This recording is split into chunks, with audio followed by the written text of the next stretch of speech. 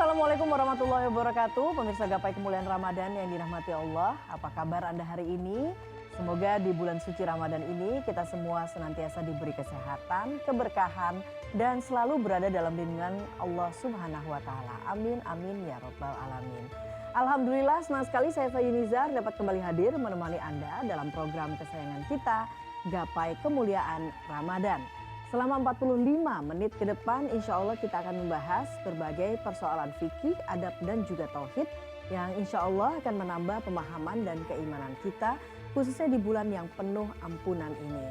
Seperti biasa saya tentunya tidak sendiri. Hari ini telah hadir bersama saya di studio ada gurunda kita semua, Kiai Haji Muhammad Faiz. Assalamualaikum Kiai. Waalaikumsalam warahmatullahi wabarakatuh. Bagaimana kabarnya hari ini Kiai? Alhamdulillah baik, sehat. Alhamdulillahirabbil alamin. Nah, bagi Anda pemirsa yang ingin berpartisipasi ataupun juga bertanya, jangan ragu untuk mengirimkan pertanyaan Anda dalam bentuk video melalui nomor WhatsApp yang tertera di layar kaca. Baiklah, bahasan pertama kita kali ini terkait konsekuensi tidak berpuasa tanpa uzur syar'i. Nah, Kiai, apa sebetulnya konsekuensi bagi seorang muslim yang tidak berpuasa di bulan Ramadan tanpa uzur syar'i, Kiai? Bagaimana penjelasannya di Quran dan hadis, Kiai? Pertanyaan Mbak Eva ini konteksnya adalah orang yang meninggalkan bagian dari rukun Islam atau sesuatu yang dalam bahasa ulama dikatakan al-ma'lum minad dini bid-darurah. Sesuatu yang diketahui oleh seluruh masyarakat, baik itu kalangan ulama maupun awam sekalipun, ini adalah bagian dari agama. Contohnya apa? Sholat, puasa, zakat, dan haji. Orang-orang yang tidak mengerjakan ibadah tersebut itu dibagi menjadi dua. Yang pertama orang yang mengingkari ibadah tersebut. Jadi ada orang muslim kemudian berbicara sholat subuh itu nggak ada. Misalnya zakat harta itu bukan kewajiban. Puasa Ramadan itu tidak wajib. Maka kalau ini mengingkari kewajibannya, itu dihukumi kafir, keluar dari Islam. Karena dia mengingkari pokok-pokok agama ini yang diketahui oleh seluruh lapisan masyarakat bahwa ini bagian dari agama. Mengapa dia dihukumi kafir? Karena dia seolah mendustakan Rasulullah. Karena Rasulullah menyampaikan dalam hadis, Rasulullah menjelaskan maksud wa aqimus sholah di dalam Al-Quran itu sebagai kewajiban sholat 5 waktu. Tahu-tahu ada orang mengatakan sholat 5 waktu itu nggak ada. Berarti kan ini menentang Rasulullah. Nah ini dikatakan kafir keluar dari Islam. Kalau orang itu tidak mengerjakan pekerjaan sholat tadi atau puasa bukan karena mengingkari, tapi malas. Maka konsekuensinya orang ini berdosa Mbak Eva. Kalau puasanya puasa Ramadan. Orang yang mengerjakan dosa, apalagi ini dosa terkait meninggalkan pokok agama, dilakukan dengan kesengajaan tanpa uzur yang dibenarkan, itu statusnya adalah fasik.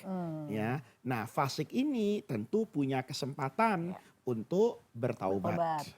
Nah, apa saja sebetulnya Kiai uzur syar'i yang memperbolehkan seorang muslim itu untuk tidak berpuasa Ramadan, Kiai? Uzurnya itu ada dua Mbak Eva. Yang pertama al-mansus, yang ada teks agamanya. Ini seperti misalnya orang yang bepergian, musafir. Bepergian tentu yang relatif jaraknya itu dibolehkan orang untuk melakukan sholat jamak dan qashar. Ya, kemudian setelah itu adalah orang yang sakit. Orang yang sakit yang penyakitnya ini akan membahayakan kesehatan atau jiwanya kalau dia melakukan ibadah puasa. Ini namanya mansus, ada teksnya. Atau kemudian perempuan yang sedang hamil, yang membahayakan anaknya, janinnya kalau dia melakukan ibadah puasa. Atau orang yang sedang menyusui. Nah ini semua ada teks agamanya baik di dalam Quran maupun di dalam hadis. Atau juga orang yang sudah tua, ya, yang sudah pikun, yang sudah tidak ingat kapan makan dan kapan minum. Ini semuanya dijelaskan oleh Rasulullah. Di luar itu bagian yang kedua, ini namanya yang dikiaskan atau dikaitkan, dicarikan relevansinya. Misalnya, oh orang yang safar, kenapa nggak boleh tidak melakukan puasa? Itu diantaranya kata ulama, karena as-safaru itu nisfun minal azab, bahwa bagian dari safar orang itu merasa tersiksa. Kan senyaman-nyamannya kita musafir, itu kan tidak sama dengan kenyamanan yang kita dapatkan ketika mukim. Di situ ada masyakoh, kesulitan misalnya, maka hal-hal yang bisa dikaitkan dan disamakan dengan hal ini, itu dibolehkan untuk tidak berpuasa.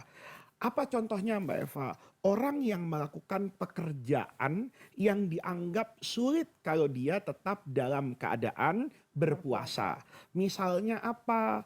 Ya, dalam contoh kontemporer, guru saya pernah bilang, orang yang melakukan operasi penting, menyelamatkan nyawa orang dalam tempo yang cukup panjang, dan dia membutuhkan asupan. Maka orang yang seperti ini, itu dapat udzur syar'i untuk melakukan pembedahan, operasi, ya, untuk menyelamatkan orang lain. Nah, bagaimana dengan operasi misalnya yang hanya berlangsung 1 jam atau katakan operasi ringan? Nah, tentu ini tidak boleh. Sebagaimana kita memahami dalam kaidah sakit, kan tidak semua sakit yang kemudian boleh orang untuk tidak berpuasa. Nah. Jadi ini relatif contohnya itu fleksibel, Ya. hanya kita membutuhkan cantolan dan padanan kepada yang mansus yang ada teksnya tadi.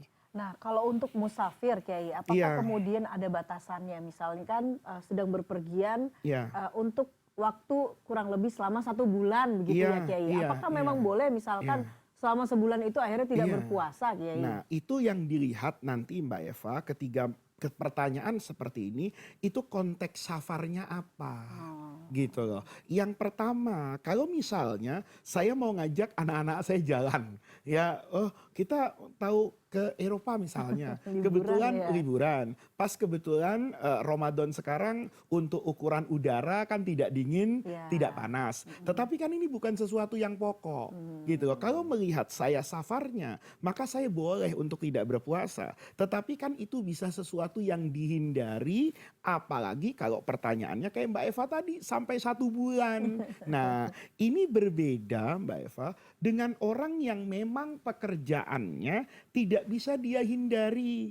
Misalnya dia pelaut nih, ABK, kerjanya kan cukup berat.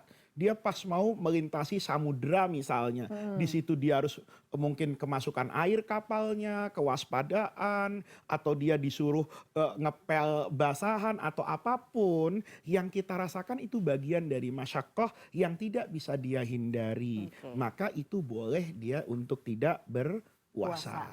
Nah, Kiai, pertanyaan selanjutnya, apabila misalkan ada kasus begitu ya Kiai ya, pasangan suami istri melakukan jima, kemudian seharusnya besok mereka berpuasa, tapi kemudian ketiduran sampai sudah azan subuh, iya. Kiai.